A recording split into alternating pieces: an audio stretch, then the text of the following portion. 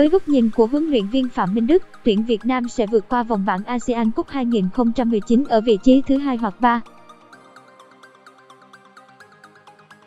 Nói về cơ hội đi tiếp của tuyển Việt Nam ở ASEAN Cup 2019, huấn luyện viên Phạm Minh Đức cho rằng, tôi nghĩ Việt Nam sẽ có cơ hội đứng thứ 2 hoặc thứ 3.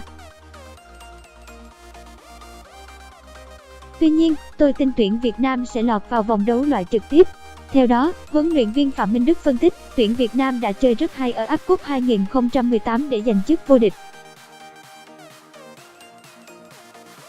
Thế nên tinh thần toàn đội đang lên rất cao, điều này sẽ giúp ích rất nhiều tại ASEAN Cup 2019. Toàn đội sẽ quyết tâm giành vé đi tiếp ở ASEAN Cup 2018. Huấn luyện viên Phạm Minh Đức nhận định Việt Nam khó giành được ngôi nhất bảng khi có Iran và Iraq, nhưng cơ hội giành vị trí thứ 2 hoặc thứ 3 thì trong tầm tay. Huấn luyện viên Phạm Minh Đức nhận định Iraq chưa chắc thắng được Việt Nam và Yemen. Một trong những nỗi lo của tuyển Việt Nam là mất Đình Trọng, huấn luyện viên Phạm Minh Đức nói, hàng thủ sẽ bị ảnh hưởng đấy. Tôi đánh giá Đình Trọng là cầu thủ quan trọng nhất trong 3 trung vệ của tuyển Việt Nam.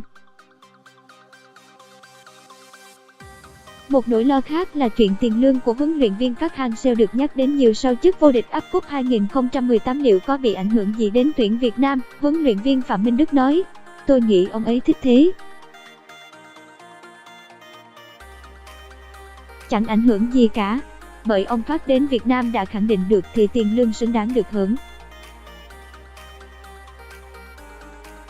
Một huấn luyện viên lớn tuổi như ông ấy được làm nơi yêu thích, mọi người yêu mến thì càng thích.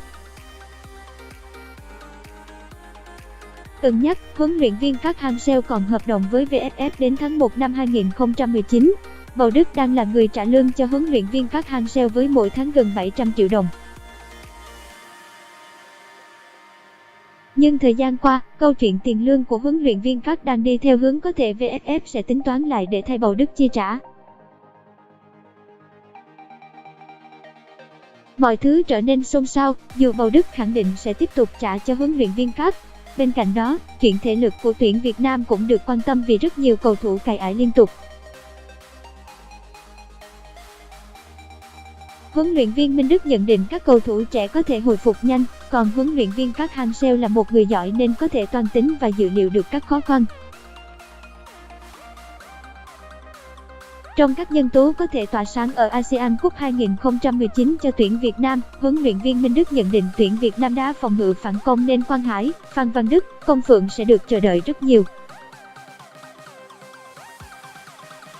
Ngoài ra, Đoàn Văn Hậu có thể mang đến sự khác biệt với những tình huống tỏa sáng bất ngờ khi tham gia tấn công.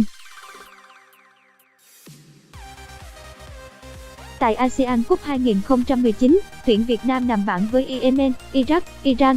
Trợ lý của huấn luyện viên Park Hang-seo đã tiết lộ mục tiêu là giành 4 điểm và vượt qua vòng bảng, riêng khả năng thắng Iran là cực khó.